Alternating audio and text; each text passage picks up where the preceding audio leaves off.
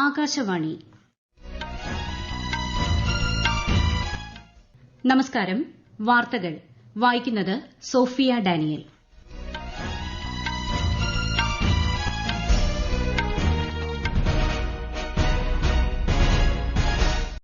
പ്രധാന വാർത്തകൾ. രാജ്യത്ത് നിയമന പ്രക്രിയകൾ സുതാര്യമാക്കുന്നതിനും സമയബന്ധിതമാക്കുന്നതിനും കേന്ദ്ര സർക്കാരിന് സാധിച്ചതായി പ്രധാനമന്ത്രി നരേന്ദ്രമോദി. റോസ്ഗാർ മേളയിലൂടെ 1 ലക്ഷത്തിലധികം നിയമന പത്രങ്ങൾ പ്രധാനമന്ത്രി കൈമാറി. തിരുവനന്തപുരത്ത് നടന്ന മേളയിൽ കേന്ദ്ര സഹമന്ത്രി വി മുരളീധരൻ പങ്കെടുത്തു. പ്രധാനമന്ത്രി നരേന്ദ്രമോദിയുടെ UAE സന്ദർശനത്തിന് നാളെ തുടക്കം. ലോക ഗവൺമെന്റ് ഉച്ചകോടിയിൽ പ്രധാനമന്ത്രി പങ്കെടുക്കും. വയനാട്ടിലെ കാട്ടാന ആക്രമണം സംബന്ധിച്ച അടിയന്തര പ്രമേയത്തിന് അവതരണ അനുമതി നിഷേധിച്ചതിൽ പ്രതിഷേധിച്ച് കേരള നിയമസഭയിൽ പ്രതിപക്ഷ വാക്കൌട്ട്. എറണാകുളം തൃപ്പൂണിത്തുറയിലെ പടക്ക നിർമ്മാണശാലയിലുണ്ടായ സ്ഫോടനത്തിൽ ഒരാൾ മരിച്ചു. നിരവധി പേർക്ക് പരിക്ക്. ഖത്തറിൽ തടവിലാക്കപ്പെട്ട 8 നാവികരെ വിട്ടയച്ച നടപടി സ്വാഗതം ചെയ്ത് ഇന്ത്യ. ISL ഫുട്ബോളിൽ ഇന്ന് കേരള ബ്ലാസ്റ്റേഴ്സ് പഞ്ചാബ് FCയെ നേരിടും. വാർത്തകൾ വിശദമായി. രാജ്യത്ത് നിയമന പ്രക്രിയ സുതാര്യമാക്കാൻ കേന്ദ്ര സർക്കാരിന് സാധിച്ചതായി പ്രധാനമന്ത്രി നരേന്ദ്രമോദി. റോസ്ഗാർ മേളയുടെ 12ാം ഘട്ടത്തിന്റെ ഉദ്ഘാടനം വീഡിയോ കോൺഫറൻസിംഗിലൂടെ നിർവഹിക്കുകയായിരുന്നു അദ്ദേഹം. എല്ലാവർക്കും സ്വന്തം കഴിവുകൾക്കനുസരിച്ച് തുല്യ അവസരം ലഭിക്കുന്നതിനായി നിയമന പ്രക്രിയ വേഗത്തിലാക്കാനാണ് സർക്കാർ ശ്രമിക്കുന്നതെന്നും പ്രധാനമന്ത്രി പറഞ്ഞു. കഠിനാധ്വാനത്തിലൂടെ സ്വന്തം കഴിവിൽ വിശ്വാസമർപ്പിച്ച് മുന്നേറാനുള്ള ആത്മവിശ്വാസം രാജ്യത്തെ യുവാക്കൾ ആർജിച്ചതായി അദ്ദേഹം പറഞ്ഞു. सरकार का बहुत जोर है कि भर्ती प्रक्रिया एक तय समय के भीतर पूरी कर ली जाए. इससे हर युवा को अपनी योग्यता साबित करने का समान अवसर मिलने लगा है. आज हर युवा के मन में विश्वास है कि वो कड़ी मेहनत और अपनी प्रतिभा के दम पर अपनी जगह बना सकता है. 2014 के बाद से ही हमारा प्रयास रहा है कि नौजवानों को भारत सरकार के साथ जोड़कर उन्हें राष्ट्र निर्माण का सहभागी बनाएं.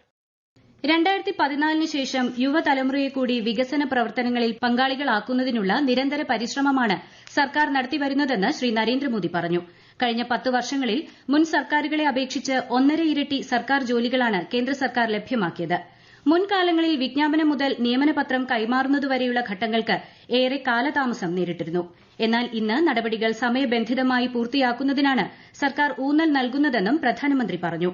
വികസിത ഭാരതത്തിൽ സർക്കാർ ഉദ്യോഗസ്ഥർക്ക് നിർണായക പങ്കുണ്ടെന്നും പുതുതായി നിയമിതരാകുന്നവർ ഇതിന് ഊർജ്ജം പകരുകയാണെന്നും പ്രധാനമന്ത്രി പറഞ്ഞു. രാജ്യത്തെ 47 കേന്ദ്രങ്ങളിലായി നടന്ന റോസ്ഗാർ മേളയിൽ 1 ലക്ഷം പേർക്കാണ് നിയമന പത്രങ്ങൾ കൈമാറിയത്. തിരുവനന്തപുരം പള്ളിപ്പുറം CRPF ആസ്ഥാനത്ത് സംഘടിപ്പിച്ച റോസ്ഗാർ മേളയിൽ കേന്ദ്ര സഹമന്ത്രി വി മുരളീധരൻ മുഖ്യാതിഥിയായി പങ്കെടുത്തു. സാമ്പത്തിക രംഗത്ത് പിന്നിലായിരുന്ന ഇന്ത്യ കഴിഞ്ഞ 10 വർഷത്തെ ശ്രമഫലമായി ലോകത്തെ ശക്തമായ 5 സമ്പദ് വ്യവസ്ഥകളിൽ ഒന്നായി മാറിയെന്ന് അദ്ദേഹം പറഞ്ഞു. രാജ്യം ഇന്ന് $5 ട്രില്യൺ സമ്പദ് വ്യവസ്ഥയാകാനുള്ള യാത്രയിലാണെന്ന് ശ്രീ വി മുരളീധരൻ വ്യക്തമാക്കി. 2047 ഇന്ത്യയെ വികസിത രാജ്യമാക്കി മാറ്റുക എന്നതാണ് ലക്ഷ്യമെന്നും രാജ്യത്തിന്റെ ഈ യാത്രയുടെ ഭാഗമാകാനുള്ള അവസരമാണ് പുതുതായി നിയമനം നേടിയ ഉദ്യോഗാർത്ഥികൾക്ക് ലഭിച്ചിരിക്കുന്നതെന്നും കേന്ദ്ര സഹമന്ത്രി പറഞ്ഞു. 20 ഉദ്യോഗാർത്ഥികൾക്ക് മന്ത്രി നേരിട്ട് നിയമന ഉത്തരവ് കൈമാറി. പ്രധാനമന്ത്രി നരേന്ദ്രമോദി ഔദ്യോഗിക സന്ദർശനത്തിനായി നാളെ UAEയിലേക്ക് തിരിക്കും. UAE president Sheikh Mohamed bin Zayed Al നഹ്യാനുമായി അദ്ദേഹം ഉഭയകക്ഷി ചർച്ചകൾ നടത്തും. UAE വൈസ് പ്രസിഡന്റ് പ്രധാനമന്ത്രി എന്നിവരുമായും അദ്ദേഹം കൂടിക്കാഴ്ച നടത്തും. ദുബായിൽ നടക്കുന്ന ലോക ഗവൺമെന്റ് ഉച്ചകോടിയിലും അദ്ദേഹം വിശിഷ്ടാതിഥിയായി പങ്കെടുക്കും. അബുദാബിയിലെ ആദ്യ ഹിന്ദു ക്ഷേത്രമായ സ്വാമിനാരായൺ സൻസ്ഥ ബാബ്സ് മന്ദിറിന്റെ ഉദ്ഘാടനം പ്രധാനമന്ത്രി നിർവഹിക്കും. UAEയിലെ ഇന്ത്യൻ സമൂഹത്തെ അബുദാബിയിലെ സയ്യിദ് സ്പോർട്സ് സിറ്റിയിൽ നടക്കുന്ന ചടങ്ങിൽ ശ്രീ മോദി അഭിസംബോധന ചെയ്യും. കഴിഞ്ഞ 8 മാസത്തിനിടെ 3ാം തവണയാണ് പ്രധാനമന്ത്രി UAE സന്ദർശിക്കുന്നത്. ഇന്ത്യയുടെ മികച്ച വ്യാപാര പങ്കാളികളിൽ ഒന്നാണ് UAE.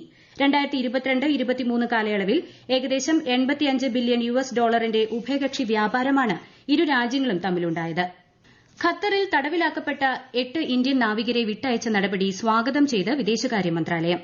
മോചിതരായവരിൽ 7 പേരും ഇന്ത്യയിൽ തിരിച്ചെത്തിയതായി മന്ത്രാലയം പ്രസ്താവനയിലൂടെ അറിയിച്ചു. തീരുമാനത്തിൽ ഖത്തർ അമീറിനെ മന്ത്രാലയം പ്രകീർത്തിച്ചു. ഇന്ത്യൻ നാവികസേനയിലെ മുൻ ഉദ്യോഗസ്ഥരായിരുന്ന ഇവരെ ദഹ്റ ഗ്ലോബൽ എന്ന കമ്പനിയിൽ ജോലി ചെയ്ത് വരവെയാണ് ചാരവൃത്തി ആരോപിച്ച് ഖത്തർ അധികൃതർ തടവിലാക്കിയത്. 8 പേരുടെയും വധശിക്ഷ ഇന്ത്യയുടെ നയതന്ത്ര ഇടപെടലിനെ തുടർന്ന് തടവ് ശിക്ഷയാക്കി കുറയ്ക്കുകയായിരുന്നു. 2022 ഒക്ടോബറിലാണ് ഇവരെ ഖത്തർ അധികൃതർ തടവിലാക്കിയത്. ഈ വാർത്തകൾ ആകാശവാണിയിൽ നിന്ന്. ആകാശവാണി വാർത്തകളും വാർത്താധിഷ്ഠിത പരിപാടികളും all India radio news Thiruvananthapuram എന്ന യൂട്യൂബ് ചാനലിൽ ലഭ്യമാണ്. കൂടുതൽ വാർത്തകൾക്കായി @all India radio news Thiruvananthapuram എന്ന ഫേസ്ബുക്ക് പേജും @AER_News_TVM എന്ന എക്സ് ഹാൻഡിലും സന്ദർശിക്കാം. വയനാട്ടിലെ കാട്ടാന ആക്രമണം സംബന്ധിച്ച അടിയന്തര പ്രമേയത്തിന് അവതരണ അനുമതി നിഷേധിച്ചതിൽ പ്രതിഷേധിച്ച് നിയമസഭയിൽ പ്രതിപക്ഷ വാക്കൌട്ട്. വനമേഖലയോട് ചേർന്ന് വസിക്കുന്ന ജനങ്ങളെ സർക്കാർ അവഗണിക്കുന്നതായി ആരോപിച്ച് പ്രതിപക്ഷത്തു നിന്നും ടി സിദ്ദിഖാണ് പ്രമേയ അവതരണത്തിന് അനുമതി തേടിയത്. വയനാട്ടിലെ കാട്ടാന പ്രശ്നം പരിഹരിക്കുന്നതിൽ സംസ്ഥാന സർക്കാർ നിഷ്ക്രിയമാണെന്ന് പ്രതിപക്ഷ നേതാവ് വി.ഡി. സതീശൻ ആരോപിച്ചു. എന്നാൽ സിഗ്നൽ വിവരം കൈമാറാത്തതിൽ കർണാടക വീഴ്ച വരുത്തിയതിന് കേരളത്തെ കുറ്റം പറയരുതെന്ന് വനം മന്ത്രി എ.കെ. ശശീന്ദ്രൻ പറഞ്ഞു. സംഭവവുമായി ബന്ധപ്പെട്ട് വയനാട്ടിൽ 2 സ്പെഷ്യൽ RRT രൂപീകരിക്കുമെന്നും കൊല്ലപ്പെട്ട കർഷകന്റെ കുടുംബത്തിന് നഷ്ടപരിഹാരം നൽകുമെന്നും മന്ത്രി വ്യക്തമാക്കി. മന്ത്രിയുടെ മറുപടിയെ തുടർന്ന് സ്പീക്കർ അടിയന്തര പ്രമേയത്തിന് അവതരണ അനുമതി നിഷേധിച്ചു. ഇതിൽ പ്രതിഷേധിച്ചാണ് പ്രതിപക്ഷം സഭ വിട്ട് ഇറങ്ങിയത്. വയനാട്ടിലെ ജനവാസ മേഖലയിൽ ഇറങ്ങിയ കാട്ടാനയെ മയക്കുവെച്ച് പിടികൂടാനുള്ള ശ്രമം തുടരുന്നു. കാട്ടിക്കുളം മണ്ണുണ്ടിക്ക് സമീപമുള്ള വനമേഖലയിൽ ആനയെ കണ്ടെത്തിയിട്ടുണ്ട്. അല്പസമയത്തിനകം ആനയെ മയക്കുവെടി വയ്ക്കാൻ കഴിയുമെന്ന പ്രതീക്ഷയിലാണ് വനപാലകർ. തൃപ്പൂണിത്തുറ പുതിയകാവ് ക്ഷേത്രത്തിൽ ഉത്സവത്തിനെത്തിച്ച പടക്കം പൊട്ടിത്തെറിച്ച് ഒരാൾ മരിച്ചു. 16 പേർക്ക് പരിക്കേറ്റു. പരിക്കേറ്റവരിൽ 4 പേരുടെ നില ഗുരുതരമാണ്. 3 പേരെ കളമശ്ശേരി മെഡിക്കൽ കോളേജ് ആശുപത്രിയിലേക്ക് മാറ്റി. സ്ഫോടനത്തിൽ പടക്കമെത്തിച്ച വാഹനം പൂർണ്ണമായി തകർന്നു. പടക്കം സൂക്ഷിക്കാൻ ഉദ്ദേശിച്ചിരുന്ന കെട്ടിടവും പൂർണ്ണമായും തകർന്നിട്ടുണ്ട്. സമീപ പ്രദേശങ്ങളിലുള്ള 20-ലധികം കെട്ടിടങ്ങൾക്ക് കേടുപാടുകൾ പറ്റി. പടക്കം സംഭരിക്കുന്നതിന് അനുമതി ഇല്ലായിരുന്നുവെന്ന് ജില്ലാ കളക്ടർ അറിയിച്ചു. കേന്ദ്ര സർക്കാരിന്റെ വികസനക്ഷേമ പദ്ധതികൾ ജനങ്ങളിലേക്കെത്തിക്കുന്ന വികസിത് ഭാരത് സങ്കൽപ് യാത്ര തിരുവനന്തപുരം, എറണാകുളം, കോഴിക്കോട് ജില്ലകളിൽ 2ാംഘട്ട പര്യടനം തുടരുന്നു. തിരുവനന്തപുരത്ത് ഇന്ന് ചെങ്കോട്ടുകോണം, കരുമം എന്നിവിടങ്ങളിലാണ് പര്യടനം. കോഴിക്കോട് ജില്ലയിൽ വികസിത് ഭാരത് സങ്കൽപ് യാത്രയുടെ ഭാഗമായി രാവിലെ തടമ്പാട്ടുതാഴത്താണ് പരിപാടി സംഘടിപ്പിച്ചിട്ടുള്ളത്. വൈകിട്ട് മൂഴിക്കലും പൊതുയോഗം നടക്കും. ഈ മാസം 22 വരെയാണ് വികസിത് ഭാരത് സങ്കൽപ് യാത്രയുടെ 2ാംഘട്ടം പര്യടനം. തമിഴ്നാട് നിയമസഭയുടെ ബജറ്റ് സമ്മേളനത്തിന് തുടക്കമായി. തിരുവള്ളുവരുടെ വരികൾ ഉദ്ധരിച്ചാണ് ഗവർണർ RN രവി നയപ്രഖ്യാപന പ്രസംഗം ആരംഭിച്ചത്. എന്നാൽ പ്രസംഗത്തിന് മുൻപും ശേഷവും ദേശീയഗാനം ആലപിക്കാനുള്ള അവസരം നിഷേധിച്ചതായി ചൂണ്ടിക്കാട്ടി അദ്ദേഹം നയപ്രഖ്യാപനം അവസാനിപ്പിച്ചു. സഭാ സമ്മേളനത്തിന് മുന്നോടിയായി തമിഴ്നാടിന്റെ സംസ്ഥാന ഗാനം ആലപിക്കുന്നത് കീഴ്വഴക്കമാണെന്നും ദേശീയഗാനം ഗവർണറുടെ പ്രസംഗത്തിന് ശേഷമാണ് ആലപിക്കുന്നതെന്നും സ്പീക്കർ വ്യക്തമാക്കി. പ്രളയക്കെടുതിയിൽ ദുരിതമനുഭവിക്കുന്ന തമിഴ്നാട് ജനതയ്ക്ക് PM കെയേഴ്സ് ഫണ്ടിലൂടെ സഹായം ലഭ്യമാക്കണമെന്ന് അദ്ദേഹം ഗവർണറോട് അഭ്യർത്ഥിച്ചു. തുടർന്ന് ഗവർണർ സഭയിൽ നിന്ന് ഇറങ്ങിപ്പോയി. നയപ്രഖ്യാപനം സംബന്ധിച്ച പ്രമേയം പിന്നീട് നിയമസഭ പാസാക്കുകയും ദേശീയഗാനം ആലപിക്കുകയും ചെയ്തു. ISL ഫുട്ബോളിൽ ഇന്ന് കേരള ബ്ലാസ്റ്റേഴ്സ് പഞ്ചാബ് FCയെ നേരിടും. രാത്രി 7:30 കൊച്ചി ജവഹർലാൽ നെഹ്റു സ്റ്റേഡിയത്തിലാണ് മത്സരം. നിലവിൽ പോയിന്റ് പട്ടികയിൽ 3ാം സ്ഥാനത്താണ് കേരള ബ്ലാസ്റ്റേഴ്സ്.